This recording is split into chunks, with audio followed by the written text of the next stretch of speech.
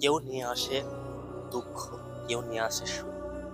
কিন্তু অধিকাংশ মানুষ আসে এক প্রকার দুঃখ নিয়ে, কিন্তু আশায় থাকে একটু সুখের। কেমন? যে অসুস্থ মানুষটা এসেছে, সে হয়তো সুস্থ হয়ে বাড়ি ফিরে যাবে। আর সবথেকে বড় কথা হচ্ছে, দেখেন, মানুষ কিন্তু অনেক ক্ষেত্রে অনেক ধরনের বিপদে পড়ে, কিন্তু অনেকেই কিন্তু সাহায্য করতে চায় না। যেমন আপনাকে আমি বলি যে আহ, একজন মানুষের রক্তের প্রয়োজন হয়।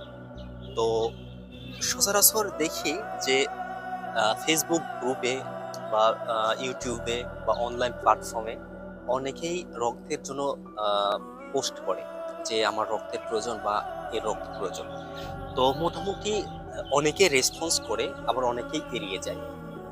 তো যারা এড়িয়ে যায় তাদের উদ্দেশ্যে আমি একটা কথা বলবো যে এই যে যখন একটা পোস্ট দেখবেন যে এই মুমূর্ষ রোগী বা এই প্রেগনেন্সি রোগীর রক্তের প্রয়োজন, তখন অবশ্যই আপনারা তাকে সাহায্য করতে না পারলেও ওই পোস্টটা অন্তত একটা শেয়ার দিয়ে দিবেন। তাহলে আপনার এই শেয়ারের মাধ্যমেও কিন্তু একজন মুমূর্ষ রোগী বেঁচে যেতে পারে। আর এই যে বিপদে পড়ে যারা পোস্ট করে, আপনারা যদি এড়িয়ে যান, আপনি কখনো না কখনোই আপনারও একদিন প্রয়োজন হবে রক্তের। তখন দেখবেন যে মানুষ হয়তো এড়িয়ে যাচ্ছে। তো বিপদে না পড়লে বোঝা যায় না। তো আজকে আমি ঈশ্বরদী আমাদের এলাকার সরকারি হসপিটালে এসেছি। আর এখানে অনেকেই মানুষ সুস্থ হয়ে হাসি মুখে দিতে যাচ্ছে দেখছি। আবার মুহূর্তের মধ্যেই এসে দেখছি যে হাজারো মানুষের কান্না নিয়ে বাসাতে চলে যাচ্ছি অ্যাম্বুলেন্সে চড়ে, শেষ বিদায় নিয়ে।